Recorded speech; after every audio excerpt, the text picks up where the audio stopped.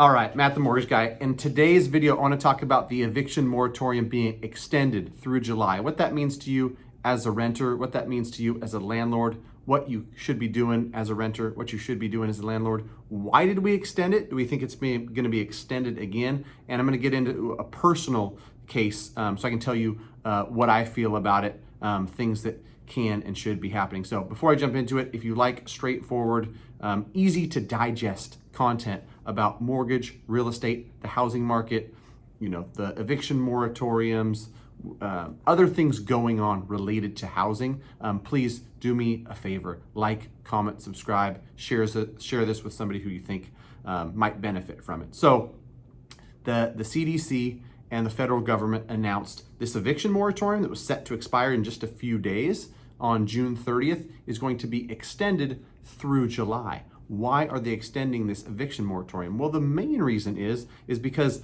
they provided a bunch of funding for renters and the landlords to catch people up on back rent who were affected during the pandemic.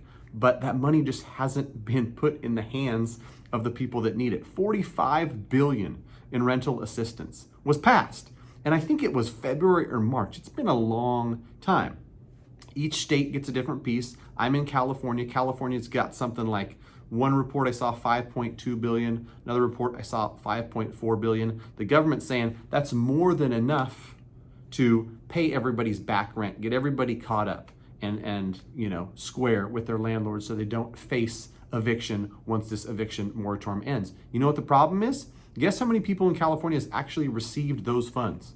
That 5.2 billion that's supposed to be distributed to renters to pay back rent, pay current rent, help them out, 2%. And so I can tell you a personal story, and I looked on back messages between me and a landlord. Between me and property manager for some stuff that I own not far from me here in California.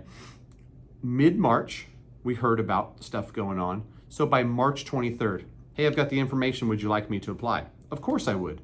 And it's something that I've got to sign, the tenant's got to sign. I'm trying to get the government assistance so that my tenant doesn't owe $15,000 in back rent, $18,000 in back rent. So they're all caught up. It's assistance that is going to be given to them so that, one, they don't face eviction, two, there's not back rents that are owed. Sure, it makes the landlord whole, but it's meant to help these folks from getting evicted. So it's been 3 months, crickets.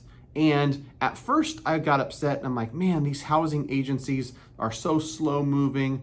They need to be able to do this stuff faster. But then I realized, I'm not going to put it all on the state agencies because it's a tall task, right? To be able to coordinate taking applications, figuring out who's in need, distributing the funds and whatnot. I think the problem, we might have to go even higher and just say, man, federal government, when you put programs like this in place, or you just decide that you're going to fix the problem with a bunch of money, which is probably a good idea, right?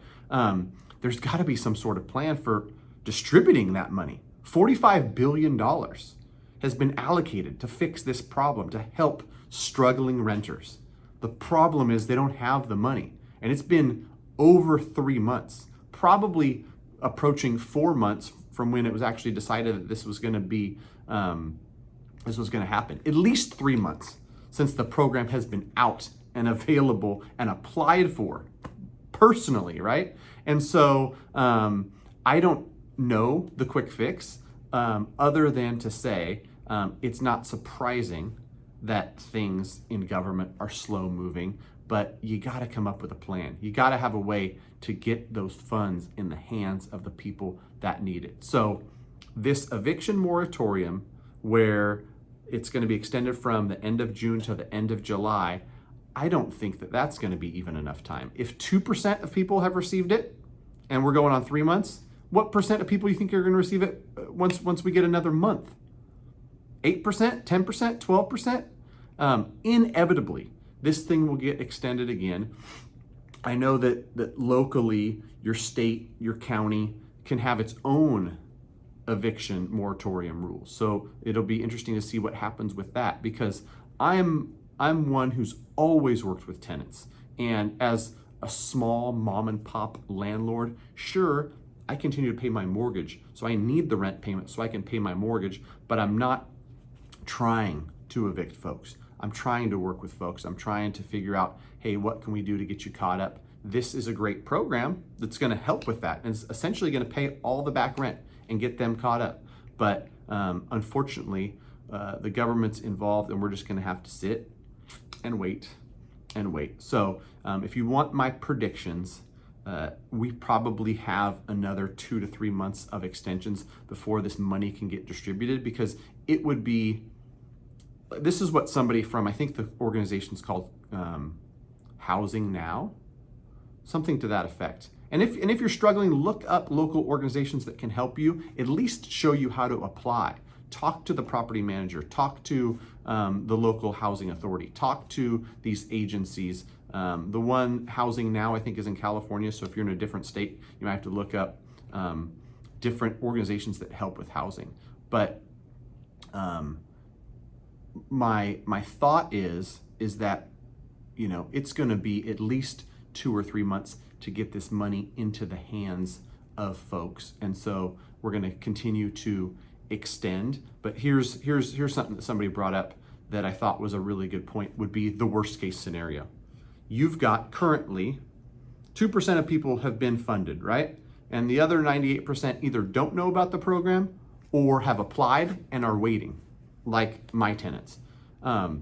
If more and more people learn of the program, more and more people apply, and you've got hundreds of thousands of people, nationally you'll have millions of people in this pipeline waiting for assistance, and an eviction moratorium ends and people start getting eviction notices, that's the very worst case scenario, because they're being evicted while they're waiting for funds to make them whole, right? The number in California is staggering. From what I heard, there's like 700,000 people just in my state past due on rent. And so twofold problem. One, not everybody knows about it. And two, the people that do know about it have applied and haven't got funding yet. So I think this message is probably twofold. If you don't know about it, do whatever you can, whether you're a landlord, whether you're a tenant, on figuring out what you need to do to apply with the local state agencies. Sometimes it requires them to send something to the tenant.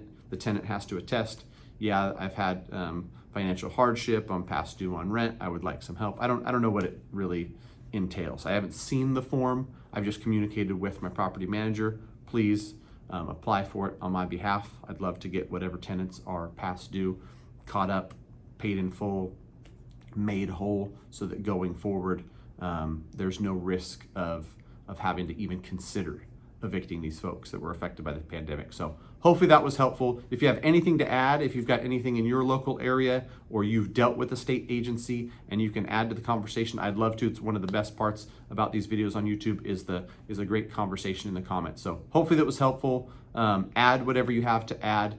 Be kind to each other in the comments. No political, none of that stuff. I just want to have open, honest discussion on how to help people, lift people up. Let's not tear people down and talk smack. No time for any of that in the comments. So thanks for watching. Bye-bye.